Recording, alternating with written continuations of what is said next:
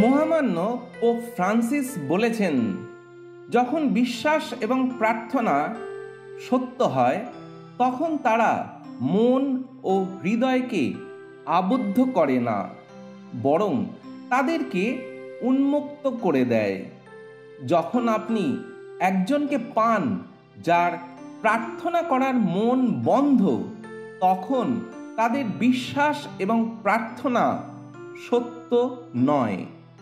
Pope মহোদয় আহ্বান করেন, আসুন আমরা নিজেদেরকে প্রশ্ন করি, আমার বিশ্বাসের জীবনে আমি কি সত্যি নিজের মধ্যে নীরব অবস্থায় থেকে ঈশ্বরের কথা শুনতে পারি, এবং আমি কি আমার নিজের মানসিকতার বাইরে তাঁর কণ্ঠস্বরকে স্বাগত জানাতে ইচ্ছুক?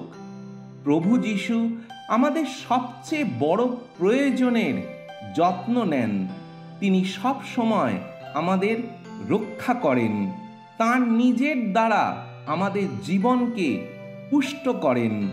তাকে ধন্যবাদ যে আমরা ঈশ্বর এবং একে অপরের সাথে যোগাযোগে বাস করি।